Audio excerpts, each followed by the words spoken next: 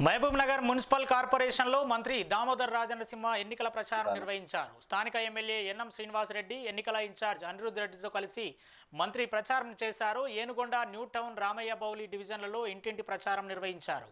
2 ఏళ్లలో కాలంలో పాలమూరు నగరంలో ప్రభుత్వం చేపట్టిన అభివృద్ధి పనులను వివరించారు.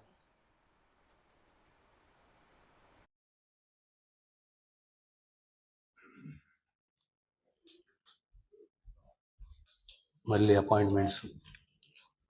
సో ఓవరాల్గా పిక్చరు ప్రభుత్వానికి అనుకూలంగా, కాంగ్రెస్కు అనుకూలంగా ఇందిరమ్మ ఇండ్లు,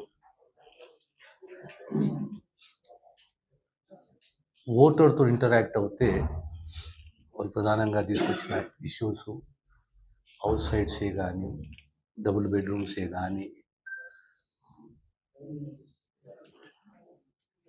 లేదా ఆర్థిక సహాయము సబ్సిడీసే కానీ, డ్రైనేజ్ వ్యవస్థనే కానీ, మున్సిపాలిటీలో సీసీ రోడ్ల నిర్మాణాలే కానీ, ఇవన్నీ కూడా మా దృష్టికి తీసుకొచ్చారు. ఈరోజు మా అభిప్రాయంలో సుమారు 7 వార్డు ఇంటింటికి తిరిగినాం. ప్రచారంలో భాగం మా షాద్నగర్ కూడా మా స్థానిక ఎమ్మెల్యే శంకర్ గారు, మాజీ శాసనసభ్యులు ప్రతాప్ రెడ్డి గారు అభ్యర్థులు సహా 3-4 వార్డులు తిరిగి స్పందన బాగున్నది. మాకు పూర్తి విశ్వాసం ఉన్నది.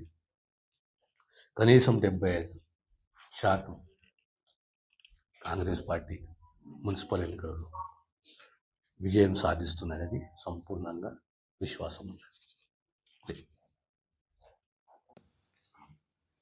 ఈ మున్సిపల్ ఎన్నికలలో మాకు పూర్తి విశ్వాసం ఉంది. 75-80% సీట్లు కాంగ్రెస్ పార్టీ గెలుస్తుంది అని చెప్పి మహబూబ్ నగర్ ఇన్ఛార్జిగా మరి ప్రత్యేకంగా ఈ పార్లమెంటు, ఈరోజు మహబూబ్ నగర్ కార్పొరేషన్ ఎన్నికలు, షాద్నగర్లో మున్సిపల్ ఎన్నికల ప్రచారంలో భాగం. వాతావరణం కాంగ్రెస్కు చాలా అనుకూలంగా ఉన్నది. మంచి స్పందన. గత 2 సంవత్సరాలలో కాంగ్రెస్ ప్రభుత్వం రేవంత్ రెడ్డి గారి నాయకత్వంలో అటు సంక్షేమమే కానీ, అభివృద్ధి కానీ, నియామకాలే కానీ, మహిళా సాధికారిత పేరిట రుణాలు, వడ్డీ లేని రుణాలు, హెల్త్ వైజ్, ఎడ్యుకేషన్. ఒక కాలంలో మహబూబ్ నగర్ జిల్లాకు సంబంధించి పాలమూరు జిల్లా వెనుకబడ్డ జిల్లా. ఈరోజు IIIT రావడము, ప్రభుత్వ ఇంజనీరింగ్ కళాశాల రావడం, ఇంటిగ్రేటెడ్ స్కూల్స్, తర్వాత డ్రైనేజ్ సిస్టమ్,